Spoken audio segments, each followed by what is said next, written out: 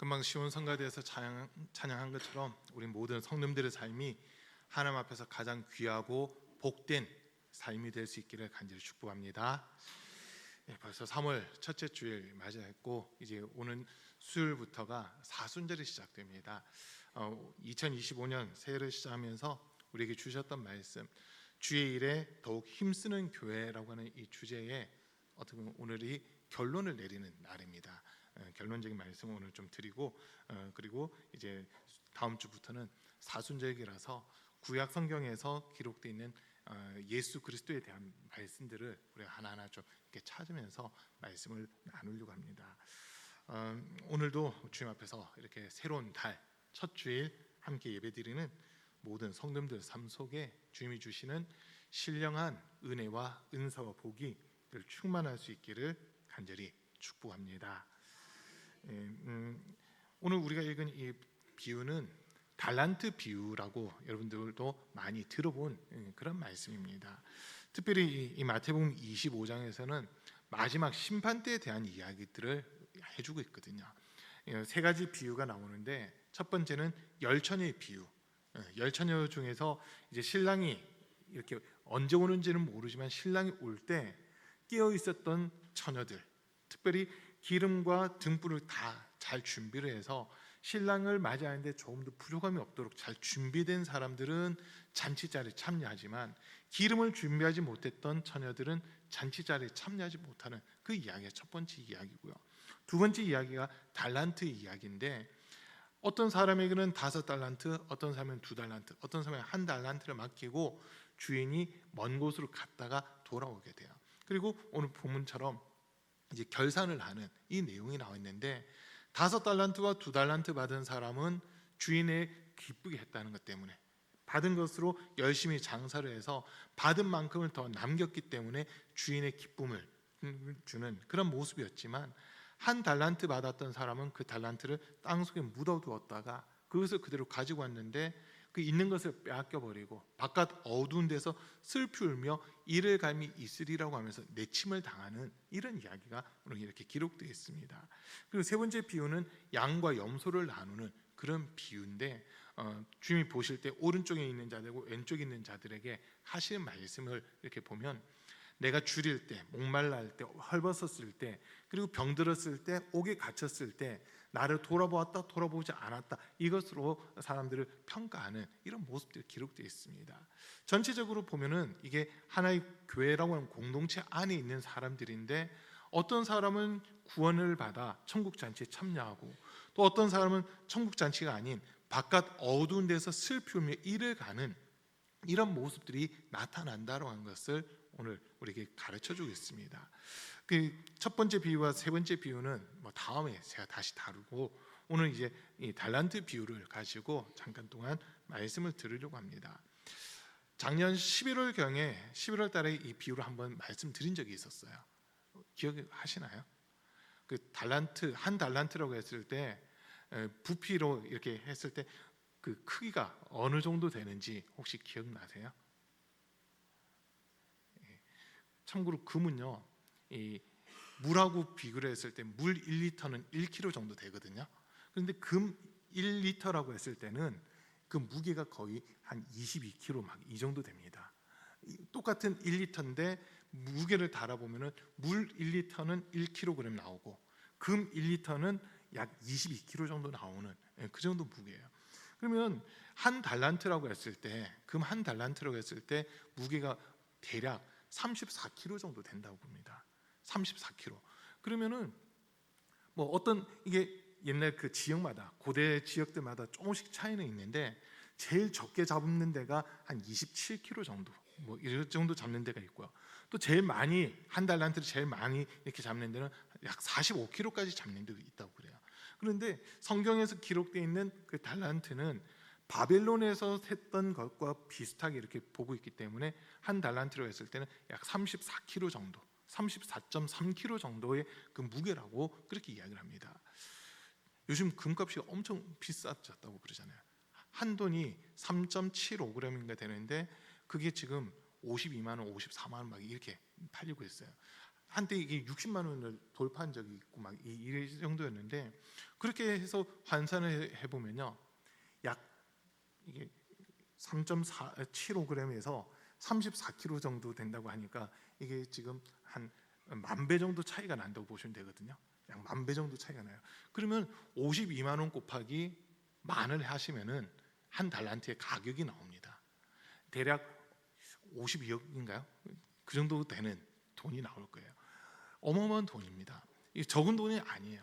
자, 오늘 본문에서 보면 이제 주인이 자기 종들의 재능에 따라서 한 종에게는 금 5달란트를, 한 종에게는 금 2달란트를, 한 종에게는 금 1달란트를 맡겼다라고 이렇게 되어 있습니다. 이거는 믿는 만큼, 주인이 믿을 수 있는 만큼 맡겨주는 거거든요. 그러니까 금 1달란트라고 했을 때 그게 결코 적은 액수는 아니라는 거예요. 이 당시 성경에 기록됐던 당시에 환산법을 가지고 계산하더라도 금 말고요, 은 1달란트의 가치가 6,000데나리온입니다. 6,000데나리온. 그러니까 1년 365일 중에서 안식일 빼고 뭐 이런 것 저런 거 빼면은 1년에 대략 300일 정도 일을 한다고 했을 때, 300일 정도 일을 한다고 했을 때 20년치의 연봉에 해당되는 게 1달란트예요. 1달란트. 그런데 이거를 금으로 환산을 하게 되버리면 곱하기 15를 더해야 돼요. 그러니까 이게 20년치가 아니라 20년에다가 15를 더 곱하면 버리면 300년치의 연봉을 모아야 1달란트가 나오는 거거든요. 결국 적은 액수가 아니라는 거예요. 자, 그런데 이 주인이 뭐 돈이 얼마나 많았는지 그건 우리가 알 수 없고요. 얼마나 많았는지는 알 수는 없지만 그 주인이 종들을 믿는 만큼 달란트를 맡겨준 거예요. 자, 그런데 첫 번째 종과 두 번째 종, 5달란트와 2달란트를 받은 종들은 주인이 나를 이만큼 믿어주시는데 라고 하면서 바로 움직이기 시작합니다. 주인의 그 믿음에 이제 배신을 하면 안 된다, 어떻게 보면 이런 모습으로 주인의 기쁨을 내기 위해서 주인이 나를 이만큼 믿어주셨는데 이에 대한 가치를 내가 해야 된다고 하면서 나가서 열심히 일을 하고 장사를 하기 시작해요. 결과가 참 좋게 나왔어요. 5달란트 받았던 사람은 열심히 일해서 5달란트를 더 남겼고, 2달란트 받은 사람도 열심히 일해서 2달란트를 더 남겼습니다. 자기가 받은 것만큼 더 남겼으니까 주인의 입장에서는 아주 이 종들이 일을 잘한다고 믿을 수 있는 그런 사람들이 되어 있는 겁니다. 자, 그런데 1달란트 받은 사람은 주인에게 어떤 이득도 지금 남겨주지 못했어요.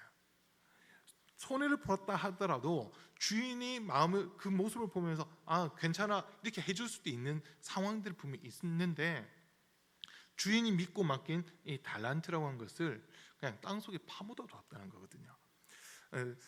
그 부피를 가지고 따졌을 때 지금 아까 약 34kg 정도 된다 했잖아요. 한 달란트가 34kg 정도 되는데 페트병으로 이렇게 따져보면 약 1.77리터 정도가 된다는 거예요.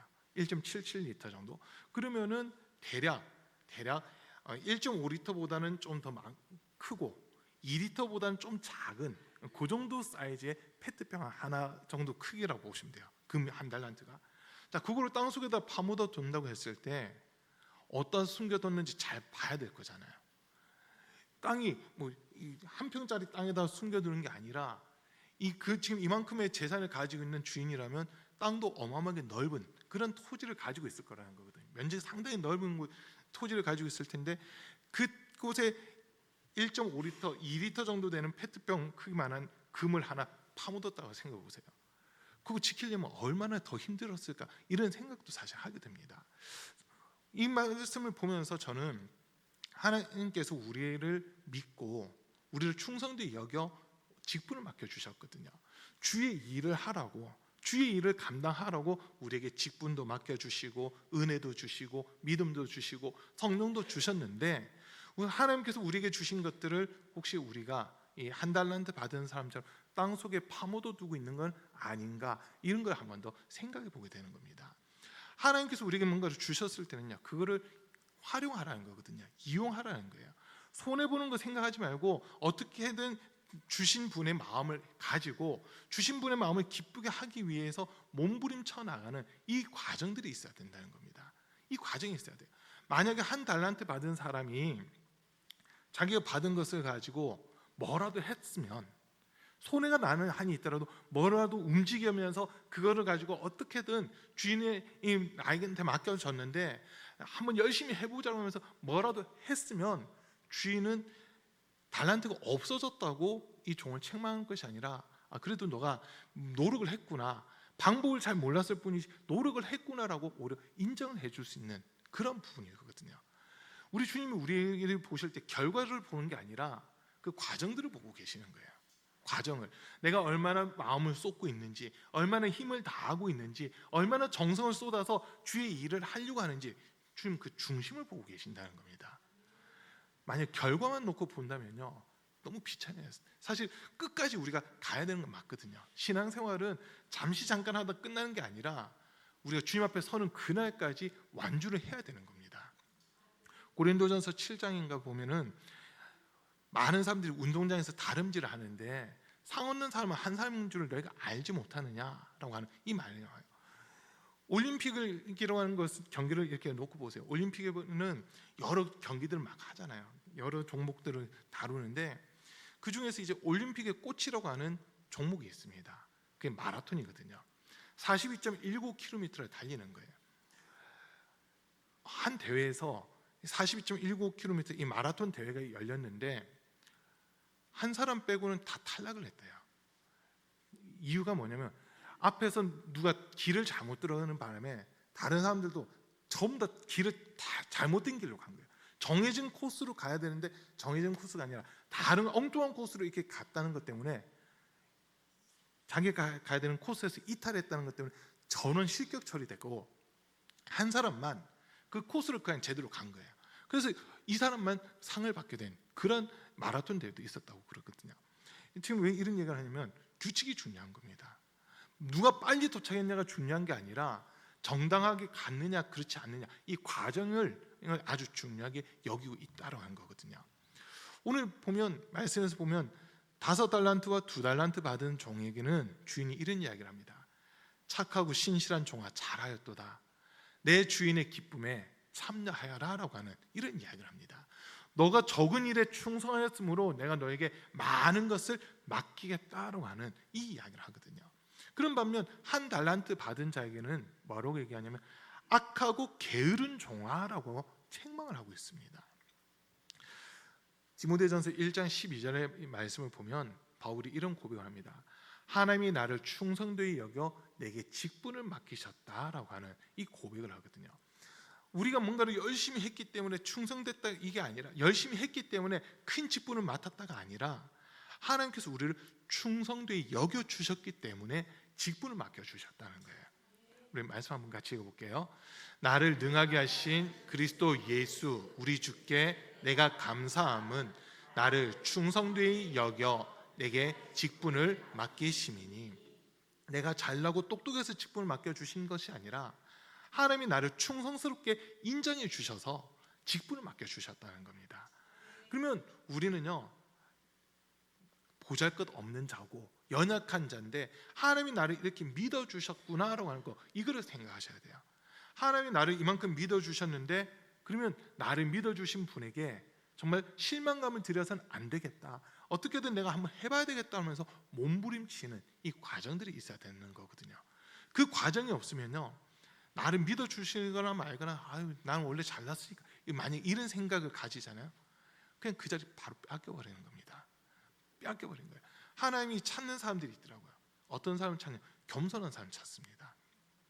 나는 원래 뛰어나, 나는 원래 훌륭해, 나는 원래 잘해, 이런 사람을 주님이 쓰시는 게 아니라, 주님 나는 연약합니다, 나는 부족합니다.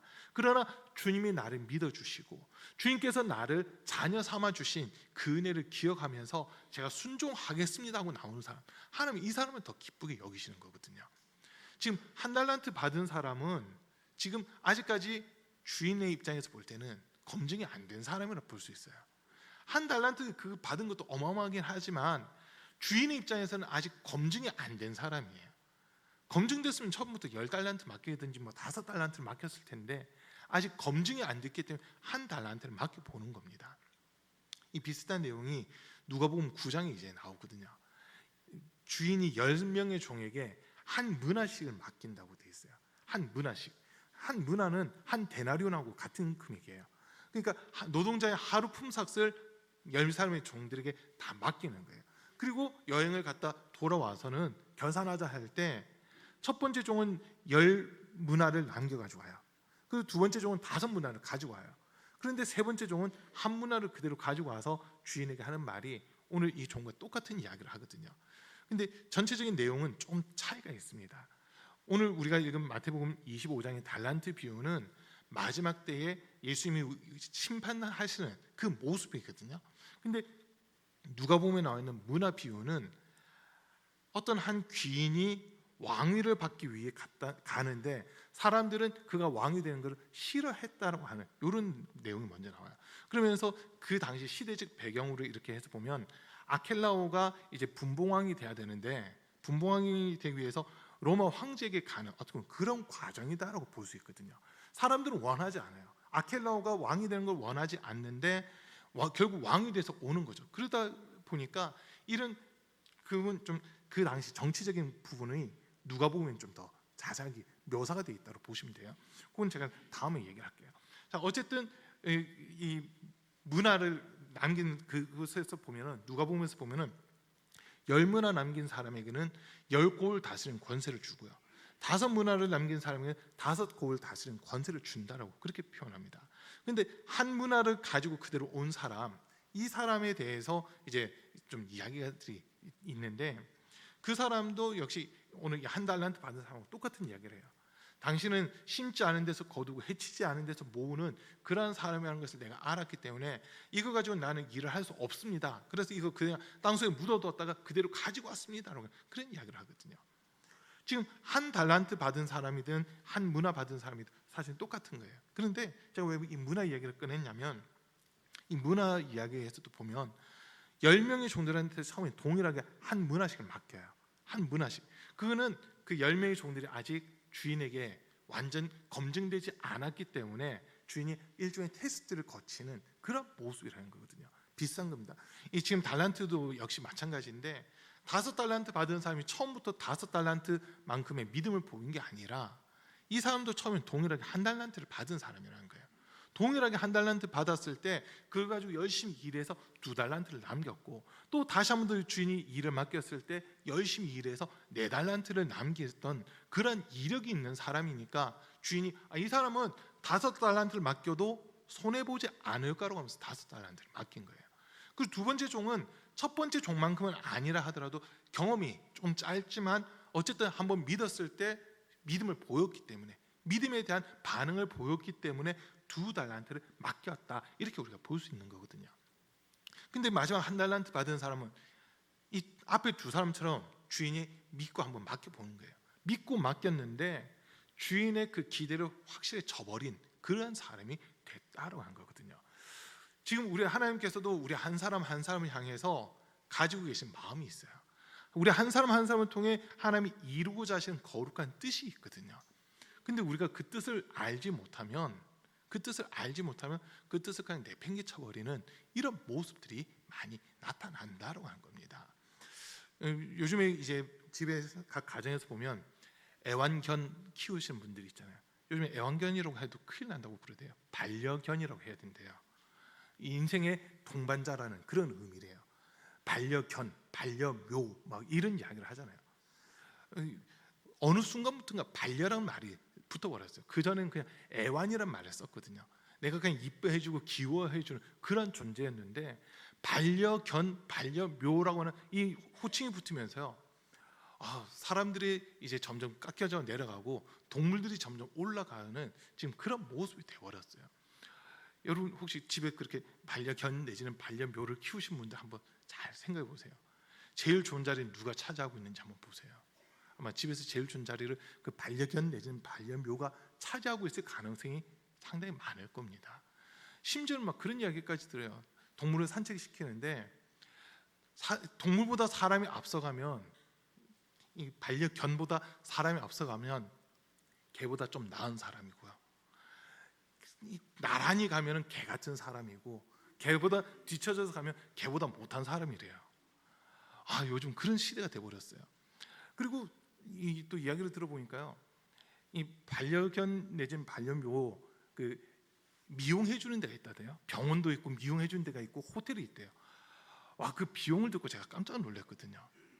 사람이 먹는 음식보다 반려견이 먹는 음식이 더 비싸다고 하는 그런 이야기들을 막 들어요. 막 너무 속상하더라고요. 사람이 대우받아야 되는데 하나님의 형상대로 지음받은 사람이 만물의 영장으로서 하나님이 만드신 그 모든 것들을 다스려 가야 되는데 어떻게 된 게 지금 이 우선순위가 바뀌어가지고 반려견이 사람보다 더 높은 위치에 가 있는 이런 경우들을 지금 우리가 좀 많이 보게 되잖아요. 자, 근데 보세요. 어쨌든 이런 모습 속에서도 우리가 한 가지 보셔야 돼요. 그 반려견을 키우신 분들은 말 그대로 반려견이기 때문에 인생 동반자라고 하는 그런 의미를 가지다 보니까 사람이 하는 것과 똑같이 하는 그런 모습이 보이거든요. 요즘에는, 옛날에는 일반 그 강아지들 이렇게 키우신 분들 보면요, 사람이 먹다 남은 음식 그냥 막 섞어서 줘도 개들이 먹었어요. 근데 요즘 그렇게 하면 안 된다고 그러대요. 사료를 따로 이렇게 챙겨줘야지, 사람이 먹던 거 먹고 남긴 거 주면은 이 개를 무시하는 게 된다고 막 비난을 받는 지금 그런 시대가 되어버렸어요. 이게 지금 사람들의 마음이 어디에 가 있느냐가 사실 그걸 단적으로 보여주는 예거든요. 지금 하나님께서 우리에게 요구하신 게 있어요. 신명기 6장 5절 위에 있는 말씀을 보면 마음을 다하고 뜻을 다하고 힘을 다하여 주 너의 하나님을 사랑하라라고 하는 이 말씀을 주시잖아요. 우리에게 직분을 맡기셨을 때 주의 일을 하라고 직분을 맡겨 주셨는데, 그러면 우리의 마음이 먼저 주님께 가 있어야 된다라고 하는 겁니다. 인정되세요? 우리가 정말 마음을 쏟아서 주의 일을 해야 된다는 거예요. 그런 사람들이 5달란트, 2달란트 받는 사람이 되는 거거든요. 그런데 마음이 없어요. 억지로 나와 앉아 있어요. 그 사람들이 1달란트 받은 사람과 같은 사람입니다. 어떤 일을 하는데도요, 내 마음이 거기 가 있지 않잖아요. 그럼 사고가 나더라고요. 마음이 그곳에 내가 온 마음을 쏟지 않으면 일을 하다가 사고가 나는 경우들이 많이 있어요. 어저께 저희 창준이하고 잠깐 통화를 했어요. 아침에 딱 전화가 왔더라고요. 어제가 저희 결혼 기념일이었거든요. 말은 결혼 기념일인데 뭐 결혼 기념일에 대한 건 아무것도 없어요. 저희는. 창준이가 전화가 와가지고 엄마 아빠 결혼 기념일 축하드려요 하면서 연락이 왔어요. 고맙다라고 인사를 했는데 목소리 힘이 좀 없더라고요. 왜 그래 했더니 아침을 잘 못 먹었나 봐요.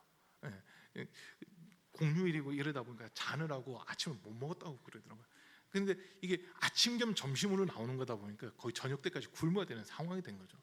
그래서 힘이 없었어요.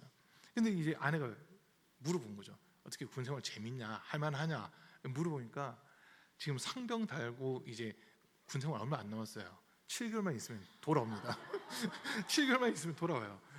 그런데 자기가 원했던 병과가 아니다 보니까 좀 마음에 안 간다고 하는 그런 이야기를 하는 거예요. 상준이는 수송병, 운전병을 하고 싶어 했거든요. 그러다 보니까 가기 전부터 막 운전면허도 따고 연수도 하고 막 했어요. 자기가 좋아하는 걸 온 마음을 막 쏟고 있는데 갑자기 통신병이 돼버린 거죠. 그리고 포병, 이 K9 자주포라든지 막 이런 거 가지고 포를 쏴대는데 포를 한번 쏠 때마다 어떤 일들이 있냐면요, 중대 걸려 있는 TV가 떨어지고 유리창이 깨지고 막 이런데요. 대포 소리가 그만큼 크다 보니까 충격파에 의해서 시계가 떨어지고 TV가 파괴되고 유리창이 깨지고 막 이런다는 거예요. 자기가 원하는 병과가 아니다 보니까 이제 점점 힘들어진다라고 그런 뉘앙스로 얘기를 좀 하더라고요. 그 얘기를 들으면서 내 마음이 어디 있느냐에 따라서 거기에 집중할 수도 있고 집중 못할 수도 있는 이런 부분들이 나타나더라는 거거든요. 자, 오늘 1달란트 받은 사람은요, 마음이 지금 주인한테 없어요. 이 주인이 나를 뭐로 열기고 겨우 1달란트밖에 안 맡겨, 지금 이런 마음, 불만이 가득하고 불평이 가득해요.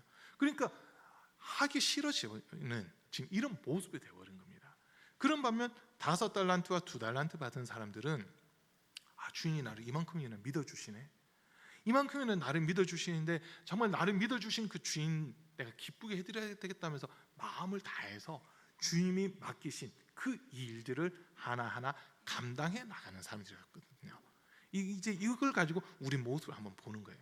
여러분, 주님께서 우리를 믿고 직분을 맡겨주셨거든요. 주의 일을 하라고 직분 맡겨주셨어요. 단순히 놀라고 직분 맡기신 게 아니라 뭐 이걸 거드름 피우라고 그렇게 직분 맡기신 것이 아니라 진짜 주의 일을 하라고 우리에게 직분을 맡겨주셨거든요. 근데 우리의 마음은 어떻게? 우리를 믿고 우리에게 직분을 맡겨주신 주님께 마음이 온전히 가 있습니까? 아니면 왜 나한테 이런 거 시키고 이래 하면서 원망, 불평, 불만 이게 가득합니까? 이거 우리 스스로 한번 확인해 보셔야 됩니다. 작은 거 하나라도 그것에 대해서 감사한 마음을 가지고 해 나가는 사람들은요, 기쁨이 있습니다. 그 속에서 기쁨이 있어요. 그런데 아무리 큰 걸 맡겨도요, 마음이 없는 사람들은 왜 내가 이걸 해야 되는데 이런 반응이거든요. 요즘 젊은 사람들을 흔히 MZ세대라고 그렇게 얘기하잖아요. MZ세대. 그 사람들이 제일 많이 하는 말들이 있대요. 뭘 일을 부탁하고 시키잖아요. 이걸요? 제가요? 왜요? 이런 대답을 한다는 거예요. 이걸 왜 제가 해야 되는데 막 이렇게 반문을 한다는 거죠. 옛날에는 시키면 그냥 시킨 대로 하는 거였거든요. 요즘은 이걸 왜 제가 해야 되는데요? 라고 하는 반문들이 있다는 거예요. 그 질문에 대해서 명확한 대답을 주지 못하면 요즘 젊은 세대들은 안 움직인다고 하는 그런 이야기들을 해요. 그 이야기를 들으면서 일을 맡기는 주인의 입장에서는 상당히 다루기 힘든 세대가 오늘날 이 MZ세대라고 하는 세대일 수도 있겠다라고 하는 그 생각들을 하게 되거든요. 혹시 우리 성도님들이 MZ세대들 아니신가요? 일반적으로 20대, 30대 이 사람들은 MZ라고 그렇게 얘기를 하는데 지금 우리 성도님들이 MZ세대 아니신가요? 이걸요? 왜요? 제가요? 좀 싫어요. 이러고 있다면 한 달란트 받은 사람하고 똑같은 모습이 되는 겁니다. 주님이 우리에게 뭔가를 맡기셨을 때는 주님이 기대하는 바가 있다는 거거든요. 이용훈이라는 사람에게 이걸 맡기면 이만큼의 일은 해낼 거야. 이걸 손해가 나더라도 그 일을 통해서 더 많은 것들을 배울 수 있을 거야. 주님 그 마음을 가지시죠. 그럼 그대로 내가 움직이만 간다면 금전적인 부분에서 좀 손해가 있다 하더라도 주님이 원하신 모습으로 내가 세워지고 만들어지고 있다면 그건 주님 입장에서는 성공한 게 되는 거거든요. 성공한 게 되는 거예요. 주님이 우리에게 기대하는 바가 있는데 우리가 그걸 전혀 알지 못하다 보니까 할 때마다 불평, 불만, 원망만 한다면 주님께서는 그 일을 다 그냥 거두어 가버리시는 이런 모습들이 있다는 거거든요. 이스라엘 백성들, 출애굽한 이스라엘 백성들이 광야에서 불뱀에 물리는 사건이 있어요. 왜 불뱀에 물렸냐면 이유는 딱 하나예요. 그들이 위해서 원망과 불평만 나오니까 하나님이 불뱀을 보내서 그 사람들을 물게끔 하시잖아요. 근데 그들이 사는 방법은 구리로 뱀을 만들어서 장대에 높이 다는 겁니다. 그걸 쳐다보는 사람들은 산다라고 방법을 가르쳐 주시잖아요.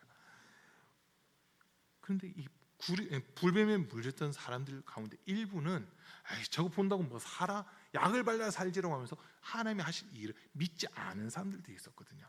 그 사람들은 그냥 죽는 거였어요.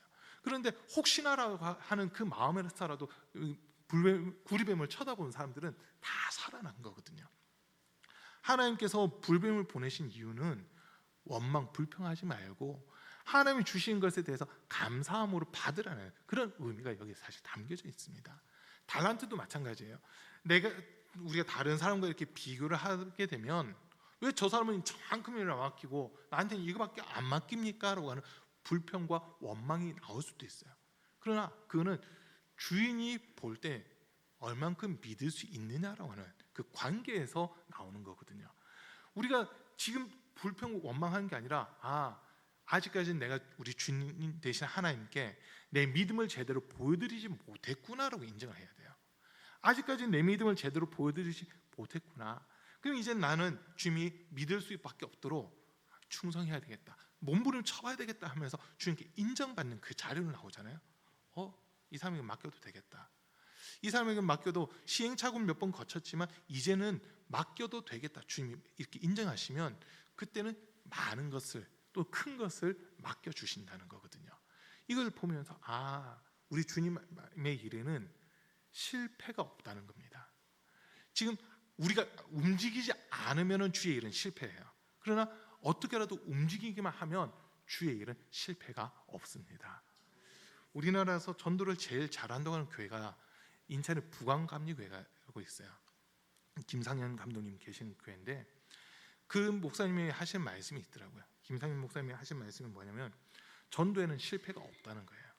많은 사람들이 전도를 하면서 두려워하는 이유가 데리고 오지 못했기 때문에 두려워한다고 하는 그 이야기를 하더라고요. 그러나 가서 전하기만 하면 그것 자체로도 이미 전도는 성공한 거다라고 하는 그 이야기를 하세요. 그 전도 세미나 몇 번 이렇게 가서 들어보니까 거기서부터 자신감이 생기더라고요. 데리고 오고 안 오고가 내 책임이 아니라 전했느냐 안 전했느냐 이게 내 책임이라는 거거든요. 그래서 전하기만 하면은 누군가는 듣고 온다는 거, 그걸 이야기를 해주시더라고요. 제가 또 평택에서 이렇게 목회할 때 어떻게 보면 어른 둘밖에 없었잖아요. 어린이 7명. 거기서 이렇게 시작하는데 신기해요. 1년 동안 전도했거든요. 단독 목회 나와서 1년 동안 열심히 전도하는데 사람들이 안 와요. 이 사람 오겠지 했는데 안 와요. 신기하게 거의 1년 가까이 전도하고 나니까 한 분이 찾아오시더라고요. 근데 이분은 우리가 전도한 분은 아니에요. 우리가 전도지를 나눠준 분도 아니에요. 길에서 만난 적도 없는 분이에요. 11월 마지막 주일부터인가 해서 주일날 한 달 정도 이렇게 예배를 참석하더니 등록을 하시더라고요. 그분이 저희가 평택에 있는 동안에 목회에 제 도움을 많이 주신 그런 집사님이셨거든요. 그분 얘기 그거예요. 다른 지역에 다른 동네에 살다가 이곳으로 이사 왔는데 집 앞에 바로 보니까 교회가 보여서 찾아왔다는 거예요. 근데 이분 얘기가 보니까 전도를 하시는 것 같아요. 그래서 이런 교회면 되겠다고 이렇게 얘기를 하더라고요. 그때 1년이라는 시간 동안 저희가 만약 전도하러 나가지 않았으면 교회가 보여도 그분들이 오지 않았을 거예요. 그러나 전도를 계속 나갔어요. 지금 당장 열매가 있냐 없냐, 사실 그때는 열매가 당장 나타나지 않다 보니까 실망도 되고 낙심도 되더라고요. 낙심도 되고 하는데 어쨌든 일주일에 2-3번 계속 나갔어요.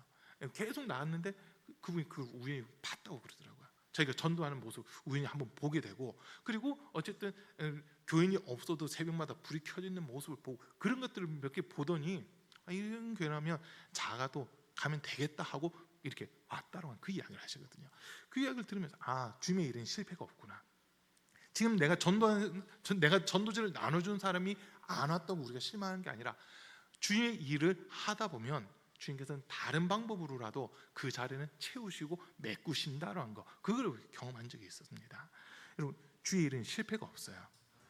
우리가 마음을 움직이고 몸을 움직여서 순종만 하면 주의 일은 무조건 성공하는 겁니다.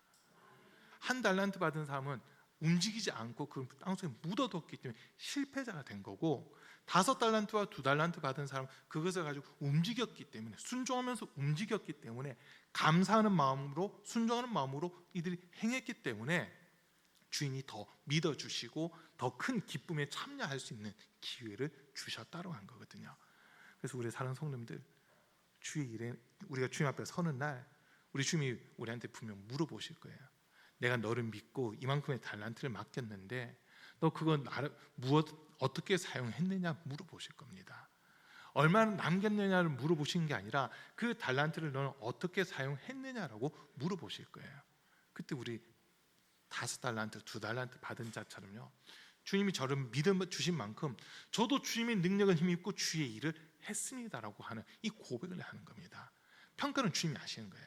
평가는 주님이 하시는 거고, 우리는 주님이 마음을 주님께 온전히 쏟고 주님께서 나를 믿어주신 것에 대해서 감사하면서 순종하면서 이 일을 했습니다라고 하는 거, 이게 우리의 고백이 되면 되는 거거든요. 주님께 인정받을 수 있는 그런 우리 성도들 될 수 있기를 간절히 축복합니다.